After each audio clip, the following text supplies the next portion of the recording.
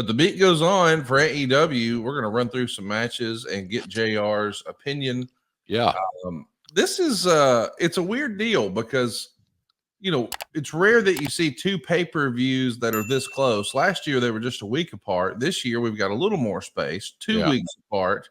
It is less than ideal. I don't think it'll be structured like this next year, but what did you think about this experiment of a short runway between two pay-per-views? Well, I'm glad that we got 2 weeks instead of one. That makes it infinitely better.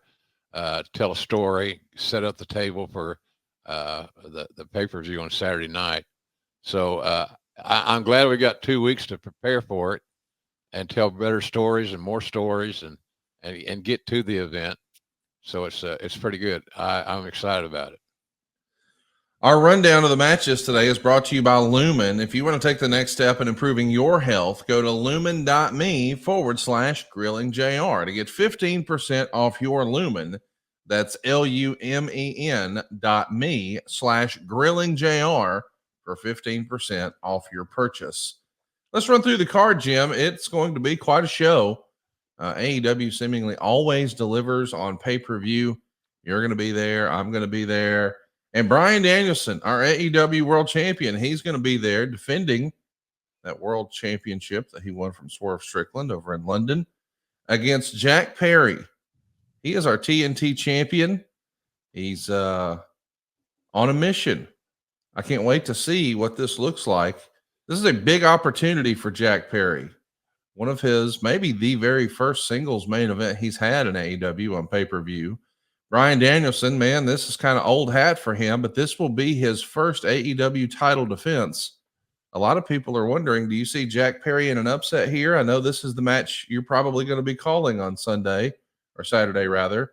What do you expect to see between Jack Perry and Bryan Danielson? I expect to see excellence in this match. Bryan Danielson is beyond compare. He's the best worker in the world. An amazing pro wrestling star, and he'll do all he can to make Jack Perry look like the next coming. And then it's up to Jack to stay pace to pace, just listen.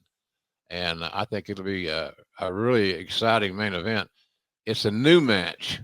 Now, I'm sure they wrestled each other somewhere down the road, without question. But I believe that they will have a great match. They match up well. They're both fast. They're both fundamentally sound. Jack Perry's very motivated, and he's one of my favorites, Conrad. He's got caught up in a bunch of bullshit and sludge last year. He's worked his way out of it, which I admire him for. So, and he's a hell of a little hand. I'm telling you, he's a hell of a hand. He's just become a real student of the game, and being in the ring with Bryan is there's no better opportunity to show what you know, and to stay pace for pace and step by step with the champ. So you never know what's going to happen. And out of the mind of Tony Khan, it's impossible to guess because he keeps you off your feet a little bit, off balance, shall we say. So I think it'll be a real good main event. I really do, because it's fresh, it's clean, it's new, and you got the young guy trying to make a name for himself in a big way. I think that they'll carry the load and close the show as we all expect them to, and that is in a fantastic way. Back in 2021, Bryan Danielson was a tag team partner in a multi-man match on Dynamite.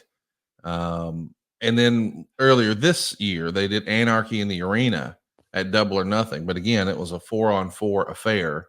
Right. And they were opposing each other. But this will be the first ever singles match with Jack Perry and Bryan Danielson. And most people listening to this regard Bryan Danielson to be not only one of the best in the game today, but one of the all-time GOATs as far as bell to bell. And this is a real test for Jack Perry. I, for one, am looking forward to seeing him try to meet that expectation and maybe exceed expectations. Yeah, me too. I think a great opportunity. Opportunities like this for a young guy like Jack Perry don't come along on a regular basis. You got to maximize your minutes and make the most out of your opportunities. He's a very young, hungry, ambitious kid. They'll tear it up. There's no doubt that they'll tear it up. And Bryan Danielson's kind of the captain of the ship. So he'll be he'll be on his game, and he'll make Jack Perry better. It should be a hell of a show, hell of a show, and hell of a main event. I, for one, am looking forward to it, and I want to remind people because there are some boo birds out there who don't think Jack Perry is deserving of a main event, and yeah. I want to remind you, once upon a time, people said that about MJF. Before MJF wrestled Bryan Danielson, there was a lot of talk that, well, he's a good promo, but he's not a great wrestler. And then he wrestled Bryan Danielson, really got to show what he can do, and all of a sudden that narrative disappeared. I'm just saying, when you step in the confines of a pay-per-view for AEW and you're in the main event and you're against Bryan Danielson, it's not like you're going to be in a hurried 7-minute television match segment. This is going to be a real opportunity for Jack Perry for him to prove his critics and doubters wrong. And I, for one, am looking forward to him having the opportunity.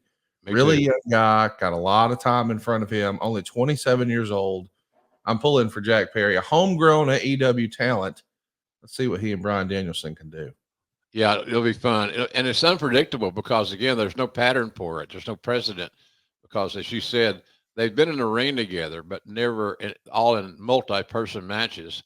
They've never had the chance to go one-on-one. And that's what every great pro wrestler dreams of, a one-on-one match with the top guy in the company for the main championship. Again, those opportunities don't come along that often, but I know that both guys will be ready. I know that mentally they're both ready.